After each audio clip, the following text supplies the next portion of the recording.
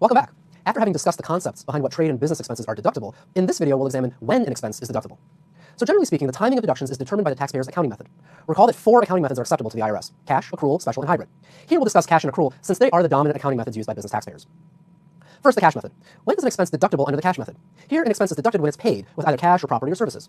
Also, even under the cash method, a current deduction for a capital expenditure is not allowed. That is, generally, a business taxpayer cannot immediately deduct the entire value of business equipment or machinery in the first year of use.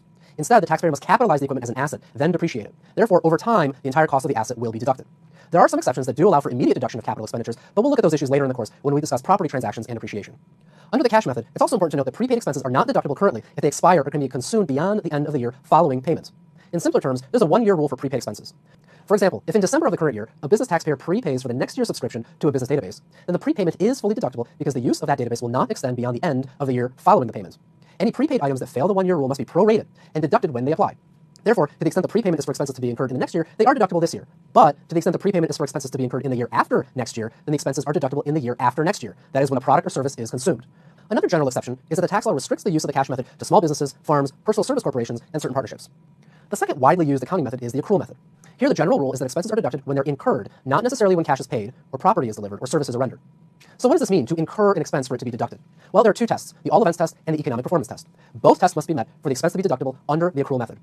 First, the all events test states that a deduction is allowed when all events have occurred to create the taxpayer's liability, and the amount of the liability can be determined with reasonable accuracy.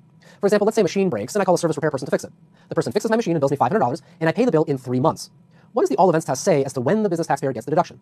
Well, under the accrual method, once the repair person fixes the machine and billed for $500, it means that all the events have occurred to create a liability to the business owner, and the liability can be determined with reasonable accuracy. Here, the bill is $500.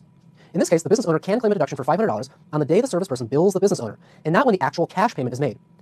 Note that under the cash method, the $500 deduction will only occur once the bill is paid. That is, the deduction can only be claimed in 3 months. The second test here is the economic performance test.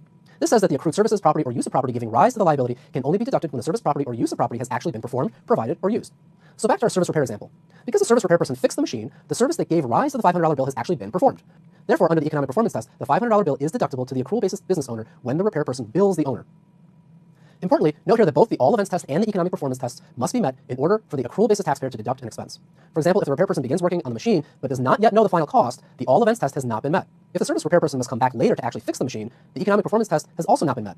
Both of these tests must be met in order for the expense to be deductible to the accrual basis taxpayer. There is an exception here for accrual basis taxpayers. If there's a recurring expense, a deduction is allowed even if there's no economic performance, at least not yet.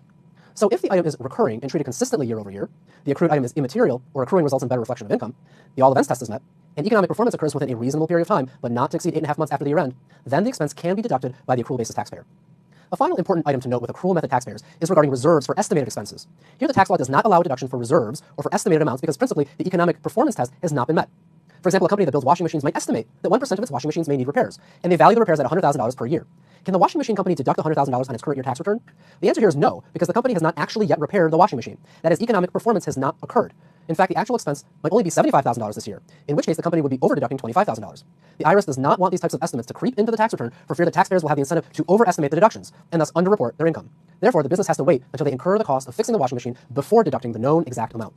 In all, we discussed when an expense is deductible. Under the cash method, an expense is generally deductible when it's paid in cash, property, or services. While under the accrual method, an expense is generally deductible when it's incurred. That is, when the all events test and the economic performance test are both met.